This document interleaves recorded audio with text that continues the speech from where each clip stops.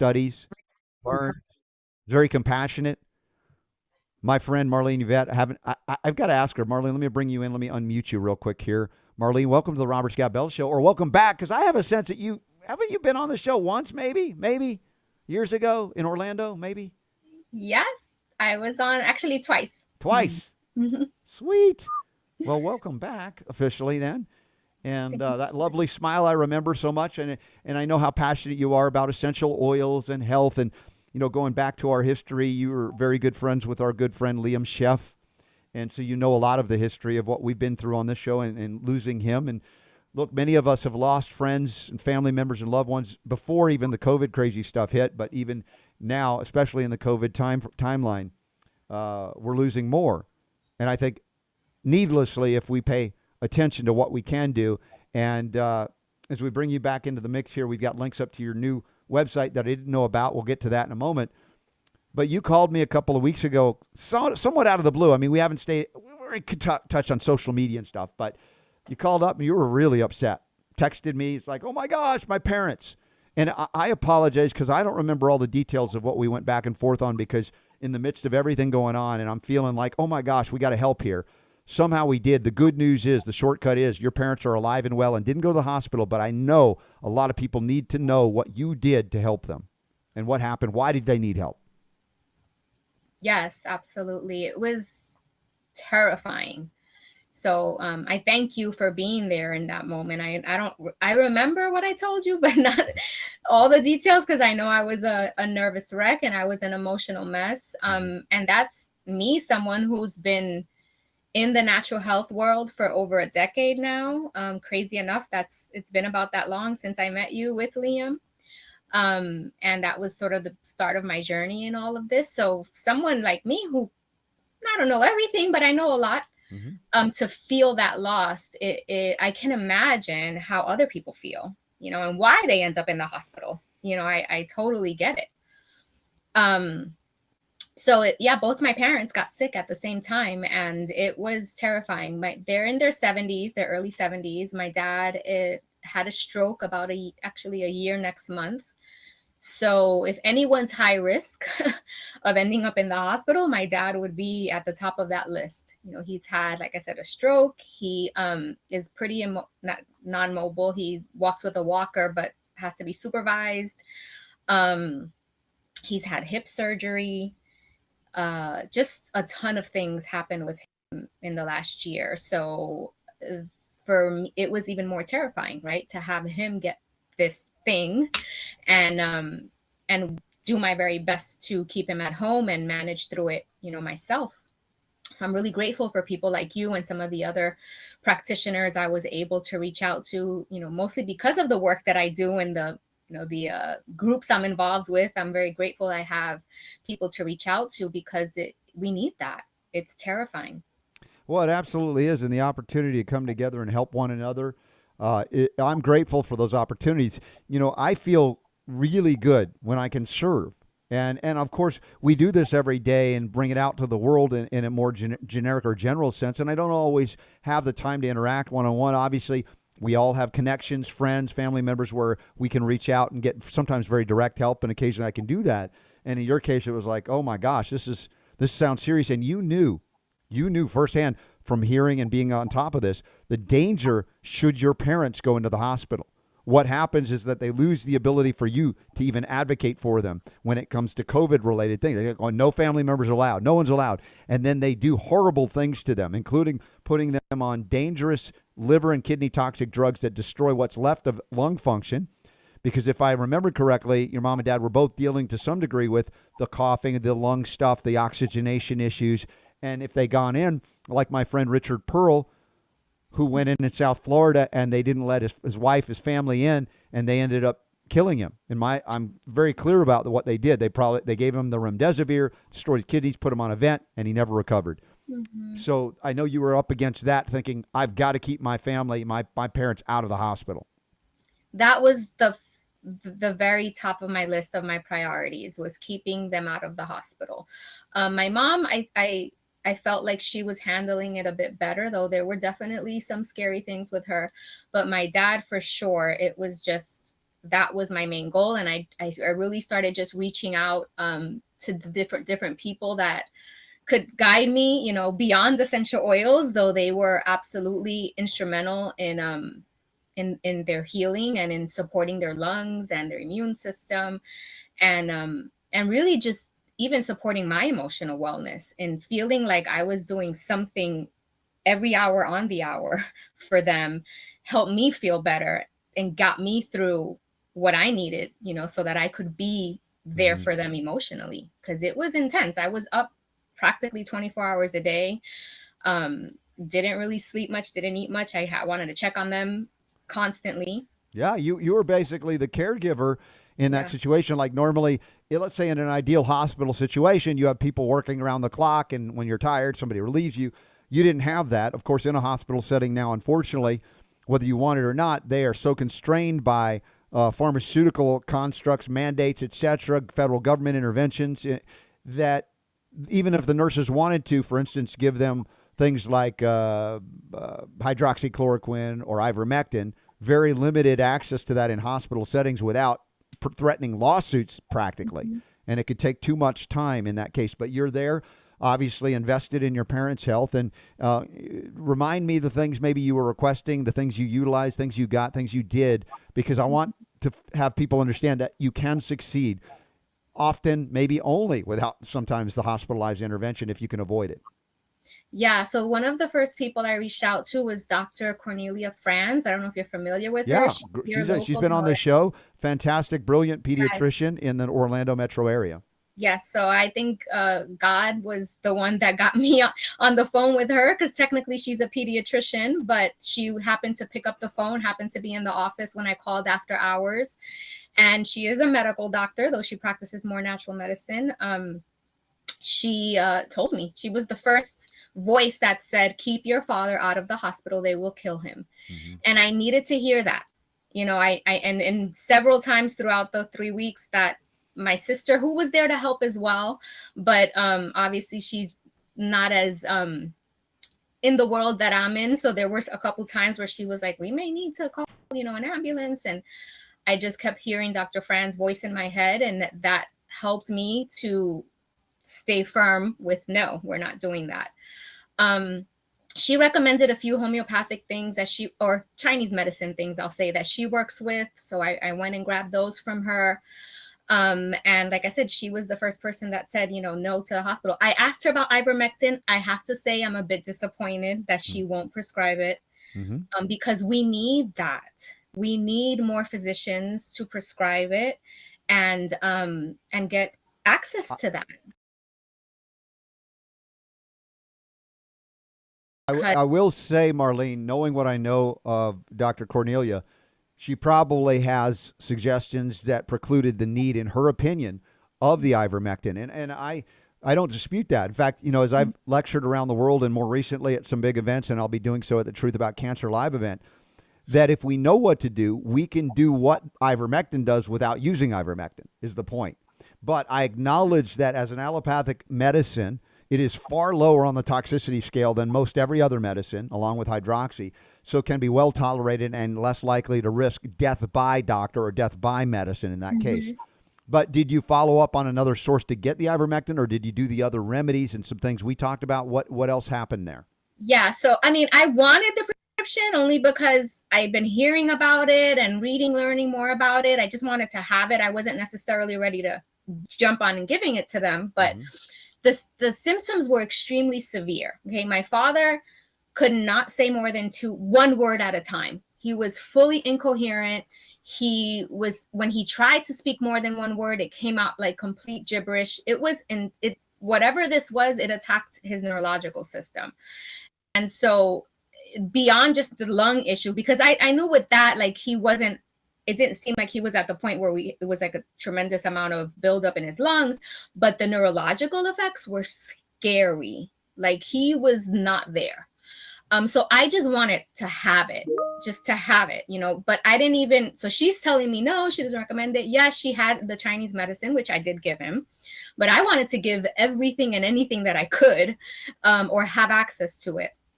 But at the same time, I also wanted to hear from someone that I trusted and that I believed in, I wanted to hear that it was okay to give them that, because, I'm pretty anti any pharma. I don't use it for myself. I try to keep my clients away from it. So you were actually the first person that told me, yeah, like, get it, Marlene. And I needed to hear that too. So again, having people that I feel know more than me, that are been doing this longer than me, encourage me to do things that I wasn't 100% sure of yet, was really helpful. And so when you said that, I reached out to a nurse practitioner friend of mine who I've just, again, I'm very lucky. I've met so many people in different professions in within the health world because of what I do and because of my interests. And so she does, though she's a conventional nurse practitioner, she has a side business where she does intravenous vitamins, hydration.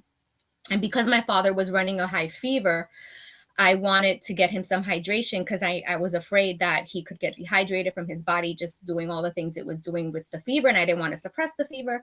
So she came and gave him some hydration, gave him some vitamins intravenously for both my mom and my dad. And because she's a nurse practitioner, she gave me the prescription fibromectin for both my parents. So I realized that's, probably not as easy for other people to do, but my message would be to encourage others to get out there in your communities and meet other people that are in the health world, that when this kind of thing happens, you have these people to reach out to. I got prescriptions for everything I needed, and my father didn't step foot into any medical facility throughout this whole experience. I got x-rays done on his lungs without him leaving this house because of who I knew to reach out to. Yeah. So start that. Well, Build that. what you're describing, Marlene, is community, freedom, the freedom to associate, the freedom to connect, to make friends, to make acquaintance, to show over time that you're supportive of their efforts, and they begin to support your efforts in what you do, and you have your small business, independent kind of thing that you do, which is fantastic. That is empowering to people. And over time, you never know when you may need help, but it's certainly nice to know that you've established relationship and rapport with folks that when you reach out to them, like you did to me, is like, yeah, of course I'm going to take your call and I'm going to try and help you. Whereas you come out of the blue, it doesn't always happen. I'm not saying it can't happen, but it is an important part of building community freely, voluntarily, over time, establishing trust and rapport through relationship building. And this is, of course, the irony of what is being suppressed. They don't want us to get together. They don't want us to talk to one another, because then we have no support system. We have nobody to reach out to. We don't know anybody, or we're afraid of everybody. This is what they'd like to do. And if they succeed in doing that, then we are lost. But you've proven that over time that could be in a crisis. The community, the people that each individual willing to help you as you're willing to help them. And therefore, the idea of like, how can we do this without a federal government and FEMA and on and on it goes. You're like, well, it used to be that people helped people. People knew people. And you didn't have to be family. You could be friends, acquaintances. And it was just a normal, natural part. And then they go, no, you can't do that. It's the government's job to do all that. And then charity goes out the window. Charity is wonderful because it's involved in utilizing choice and freedom, not coercion, not deception, not threat of loss of freedom or anything else like that. So I just wanted to add that in to strengthen what you've gone through. Absolutely. I don't know how I could have gotten through this without those people. I feel like they possibly could have ended up in the hospital had I not had that community and those people to reach out to get the things that I needed. So any particular homeopathic remedies you remember using in addition? Yes. So lots of things. You mentioned getting the Cardio Miracle for my dad based on the fact that his oxygen was so low. We got that. We got the selenium. He was on protocols. I'm sure your listeners have heard about the quercetin with the zinc and the NAC, which also isn't as easy to find these days, right? Zinc and vitamin D and vitamin C. The ivermectin protocol, 5-day protocol for both of them. Luckily, I was shaking when I went to the pharmacy because I had heard so many stories of these prescriptions not being filled. A friend of mine in Ohio had the pharmacist rip up his prescription in front of his face.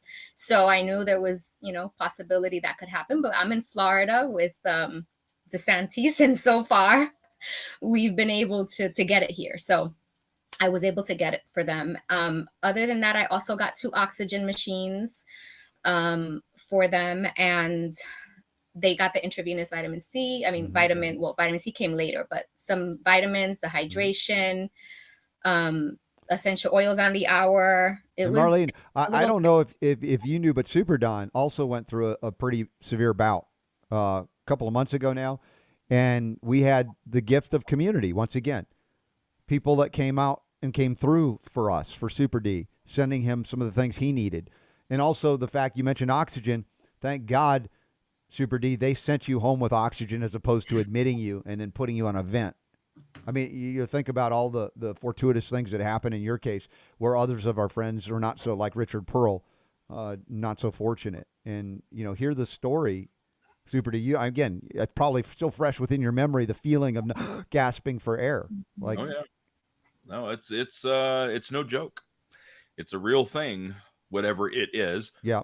But yeah, I wouldn't wish that on anybody. But you're right. I mean, I don't know what it was that was the deciding factor of me being admitted or being sent home, but they kicked me to the curb, and I'm glad that they did. Yeah. Yeah.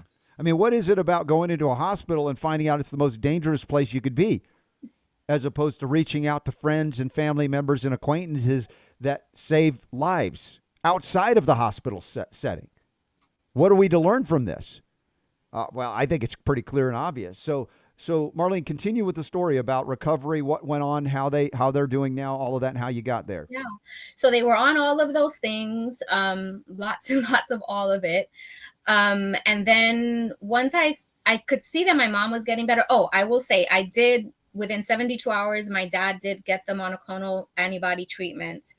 Again, something that I didn't feel great about, but my sister sort of pushed a little more. And, when you're working with other members of the family, and also because of the level of his symptoms, I did some research, and on Del Bigtree's show, there was a medical doctor on there who talked extensively about the treatment, and he made me feel a little bit better about it.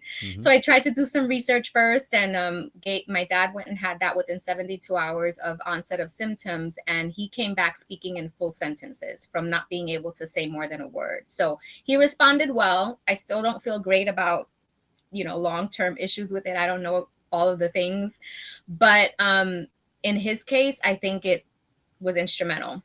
So both my parents got that treatment, which again is not easy to get in every state. I had friends and clients tell me they reached out to where they live and were told that was only from the research department that they could reach out and learn about it, and probably didn't have access to it. Here we have pop-up stations, and didn't even have to step foot in a medical facility. It was given out at the Citrus Bowl, and we went there, and where the sports teams play, and they got their treatment there. So they had that as well. And then as my mom was getting better and recovering, my dad, his oxygen was still pretty low, and it was concerning. I reached back out to you, and you had recommended some other things. And then that's when I also reached out to their chiropractor, who was able to schedule the x-ray for his lungs, and then have someone come in and do mobile imaging for that. And it showed he did have pneumonia.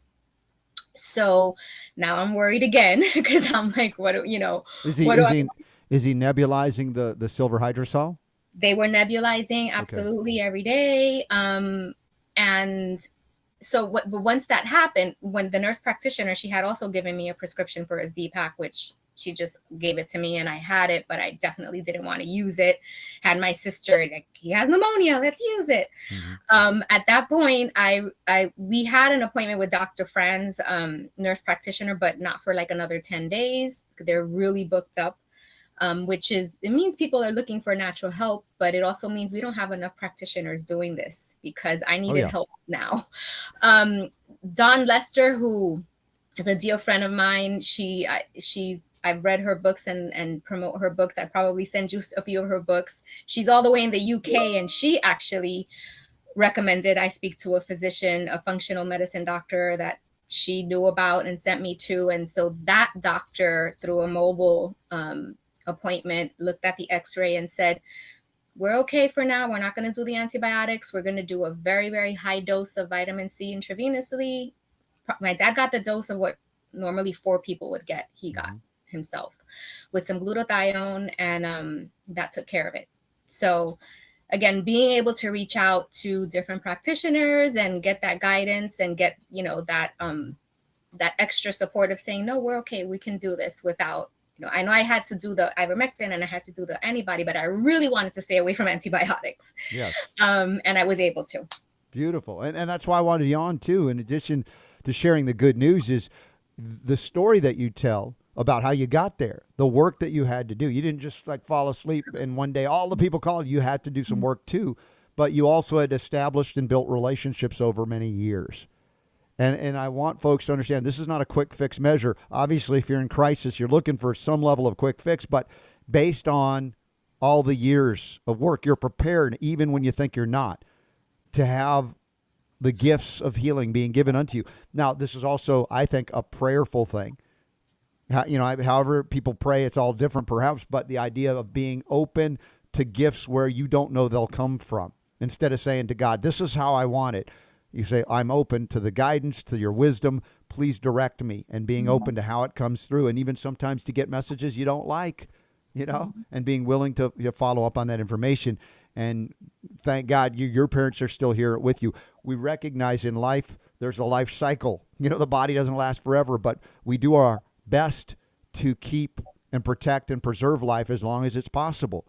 And also not to poison it if we can avoid poisoning along the way. Recognize there may be a stopgap intervention that can be arguably in a triage situation, a life-saving intervention.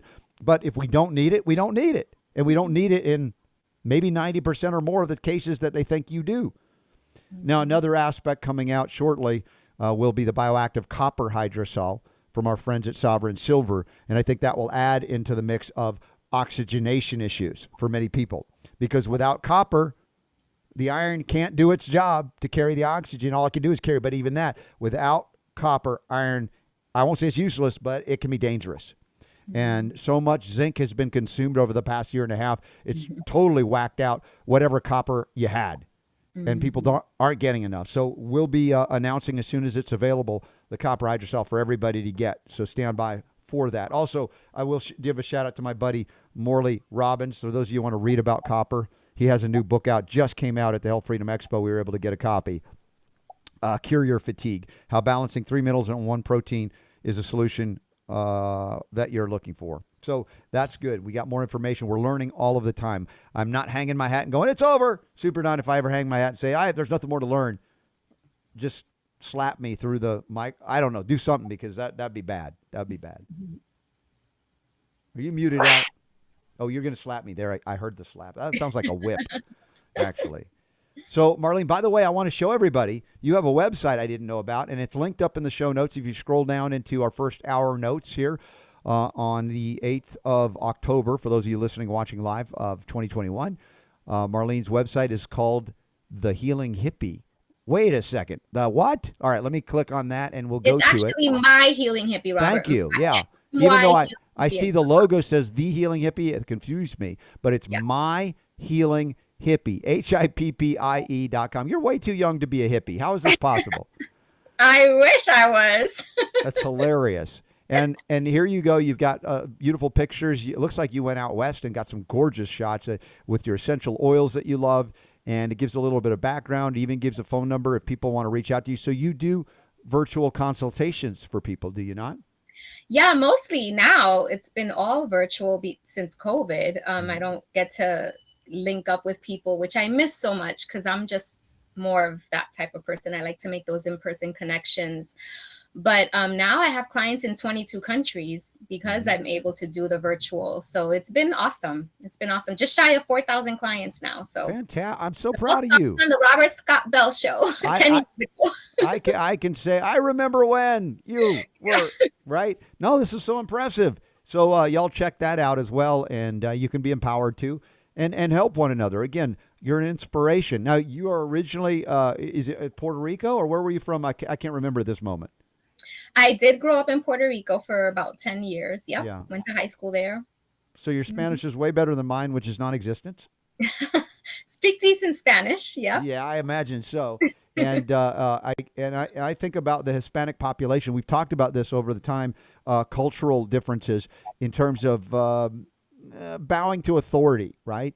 And I see you as not someone that bows down to authoritarians. You're willing to dig deeper, ask questions, see past facades and lies because they're wearing the mantle of authority. And I feel like a lot of people in certain cultural upbringings look to authority figures, and therefore they're subject to a lot of the deception and propaganda of COVID, driving them into these jabs, unfortunately, that can be harmful or deadly to their health. Absolutely. Puerto Rico's horrible right now. You have to show a digital proof of vaccination to go into restaurants even. So it's sad. I'm very sad for my island home, and I do try to spread the word in both languages, hence why I'm banned on Facebook for a week, but I'll never stop speaking out. Yeah, that's again, it's sad. I don't know. I haven't seen any evidence of protest in Puerto Rico, but maybe there is. Maybe there are people stepping it up for their health and health sovereignty. And if there is, we'd like to support them as well as we put the word out everywhere that the protests are happening, that people are waking up, recognizing what's occurring. One of the things, and real quick, let me go back into the show notes at robertscottbell.com with all the links, and you'll see on the right-hand side of the page, if you're on your computer, different banners that you can click on. And one of the things that's helped me get through this madness of COVID crazy is CBD. We have now accessible certified organic U.S. grown hemp and hemp extracts with the CBD from our friends at Nutritional Frontiers. And the hemp boost is amazing. That got me through the tail end of the Health Freedom Expo when I was just putting it all out on the line. They've got gummies, they've got drops, they've got capsules and gel caps, and a topical transdermal that is just extraordinary, a very unique delivery system that gets it into your system very quickly. If you aren't already a customer there, go to cbdnf.com. Create an account if you don't have one. And I'm just showing everybody on screen. Click it. Let them know that you heard about it from the Robert Scott Bell Show. They'll send you a welcome package with samples. And when you get those samples, take a picture and send it to Superdon with you and the samples. We don't want the samples. We know what they look like. We want to see you. And send it to Superdon. And you'll send those pictures. And we've got a big old collage of people that have done that. And every month, there it is. Superdon continues to add to this image. And you get added into a monthly giveaway where you can win some certified organic hemp gift baskets. And just appreciate our friends at cbdnf.com. Also, the code RSB15 gets you 15% off. And if you go to the larger site for Nutritional Frontiers, you can get 15% off on anything and everything they do. And I thank them because this CBD has been amazing. And again, very, very clean and viable.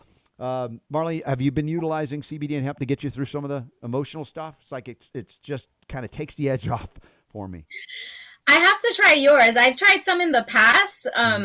Sometimes I have good benefits, sometimes not. I mean, it's one of those things, CBD, there's so many different levels of purity and potency, but I want to try yours. I do use copaiba, which is an essential oil that has a form of CBD in it. It comes from a tree in Brazil, a resin, and helps tremendously. But yeah, if you believe in this CBD, I'm gonna. I'm all in, man. This is the mint flavor, but they have all kinds of great stuff, and you can set up a health professional account because you're also a health professional. So a number of options to get there. Reach out to our friends at cbdnf.com. Let them know, and they will take care of you.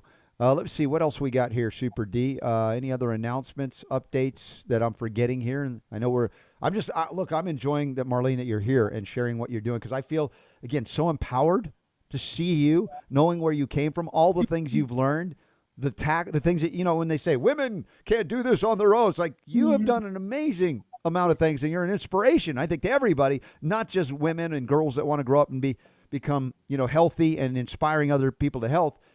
Trinity School of Natural Health, I'll just say that right now, is another way for people to get some good learning. I say it on purpose like that, so that you can help others as well. Empowering, not going through fear. So what else do we got to do here this hour, Super D? Anything else? Anything else this hour? Open to suggestions. Then I know, I'm sorry. It's a Friday. It's loose. It's happy. It's silly. It's uplifting. It's lighthearted. Marlene, you told me, and I didn't know this, that you're in like a mobile home or something? You're traveling now around the country Yeah, sometimes. I'm the traveling healing hippie now. So because of COVID and like I said, just the isolation of it all, for my business and also just personally wanting to get out of the house, I got an RV and now I travel and I teach people not just about essential oils. I try to, educate people on the things I believe about germ theory, which, I've, wanted you to have Dr. Kaufman on and Cowan on and all of that.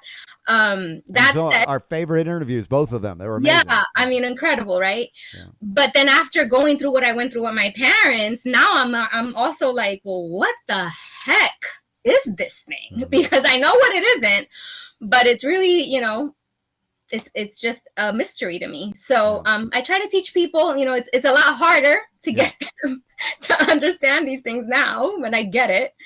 But I go around the country and I teach all of these things. We show showings of documentaries like Vaxxed 1 and 2.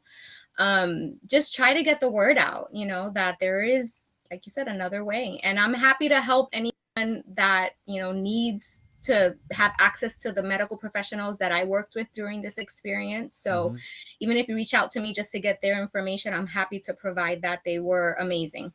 So do you have, if your parents are stabilized enough, obviously you don't want to leave while it's tenuous, but as they're strengthening, do you have more plans to head out to any particular events or go anywhere? What's the plans upcoming? Yes. So I'm going to be hopefully traveling from Florida to Colorado through states like Louisiana, Texas, New Mexico. So if any of your listeners are in those areas, I'd love to meet up. And then I'm also going to be in Mexico in February for a huge event. I don't know if you're familiar with Anarchapulco. It's a really cool event. We've had friends that spoke there. Yes. Yeah. So I'll be at that event, teaching essential oils and all of that good stuff. So those are my next upcoming ones. All right. Speaking of essential oils, let me ask this question because we've had a lot of perspectives and opinions on it. What is your experience with the loss of taste and smell, those senses, and which oils have you found success with to help people regain that? Yes. Oh my goodness. It was incredible to hear from clients because when this, again, because of my beliefs around germ theory, when all this loss of smell and taste started being out there, I was just like, anytime I had a little cold, I would lose my smell and my taste. That's just a normal thing that happens when you have cold symptoms. But my clients, I have some clients that have lost their sense of smell and taste since last November. And that is not what happens when you have a regular cold. So we have something in an essential oil called olfactory retraining. And I'm going to read, I actually just posted a few of the oils that have been helping my clients. Let me see if I can get to it really quickly on Facebook, even though I don't have access to Facebook, but I'll read you the ones that have been helping them. And there's a specific way to do it because you don't want to mix them together. So it is rose or geranium, eucalyptus, lemon eucalyptus, which is different than lemon, and clove. And you want to put a drop on a cotton pad, hold it an inch from your nose and inhale for 10 to 20 seconds, and then repeat with the next cotton, and do all of them for 1 to 10 weeks. Also, peppermint orally has been really helpful as well. And when I say that, essential oils that you're able to do that with. Right. Yeah. I by the way, I've had experience taking essential oil of peppermint for years. I love it. Use it for so many wonderful things orally and, of course, some absorption. But you're right. Certain essential oils have volatile organic compounds that can be problematic. So, be careful, learn how to do it. Reach out to someone like Marlene. You can help them. But can you repeat, because I know it's the first time and people are running to get pad and paper to write down what you said. Go through that again for everybody so they can write it down. Sure. So this is olfactory retraining protocols. And you're going to do this for 1 through 10 weeks, 1 to 2 drops of each of these essential oils on a cotton pad. Hold 1 inch from your nose and inhale for 10 to 20 seconds. Then repeat with the next pad. Do not mix the oils or reuse the pads. And you're going to use rose or geranium. Rose is really pricey. It's like over $200. So geranium's a much more affordable choice. Eucalyptus, lemon eucalyptus, and clove. And if you don't have a great quality essential oil, reach out to me because I work with the best. Okay.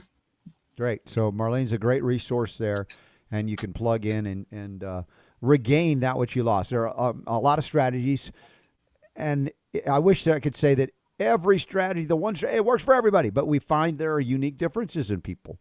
Mm-hmm. And if it doesn't work, doesn't mean it won't work for somebody else. Or if it didn't work for somebody else, doesn't mean it won't work for you. I mean, we found a lot of this is a little bit bizarre as far as what we're dealing with here. Yeah. I have speculated now with the what we can validate as far as spike protein presence based on the patent that was done in 2002. And what do we know about spike proteins at 10 nanometers? They can puncture and damage any cell at that cellular level, so to speak, that one-to-one level. And if you have hundreds of billions of these things, I don't know how many of this thing stimulates you to produce these jabs, much less the original, what they call COVID does. But we have to as well understand that that could mean damaging things that are called taste buds or olfactory nerves, for instance. And if those are damaged, that's going to alter our ability to sense things, smell, taste. So regenerative impact, essential oils have regenerative impact as well. And the things that we've used locally, silver, now copper, to facilitate regenerative events within the body, directly and indirectly, systemically. How long, Colleen asked, do you hold the little cotton pad under your nose for each session? At least a few inhales, just some, let me see if I have anything. So it isn't that long. It's just a few inhalations. 10 to 20 seconds per. Okay. So if you take like 3 or 4 deep breaths of each one, that should do it. Okay. Fantastic. Super Don, do you have any questions for our hippie freak friend here? She's awesome. I'm teasing. You know that. Well, I'm just funny because I don't have a whole lot of experience with essential oils other than the one that you guys were talking about, which is the peppermint, which I have on my shelf over here. Yeah.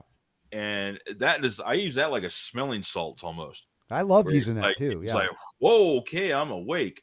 But that's one of those ones like you were talking about, Robert, that you don't want to get too close to. I remember one time I took that bottle, I was just like, I'm going to smell my. Yeah. And I accidentally inhaled some of the oil, and I was dancing around like my face was on fire. It was I did that recently too, Super D. I was like, I didn't think I did it, and you like, well, I did it, and it's like in your mucous membranes are sensitive, and that stuff's potent. Oh my God. Yeah. It didn't. I wasn't harmed by it, but it was like, oh my gosh, for a little while, and then it dissipated, and I was okay. So yes, be careful, be cautious. These are very powerful tools.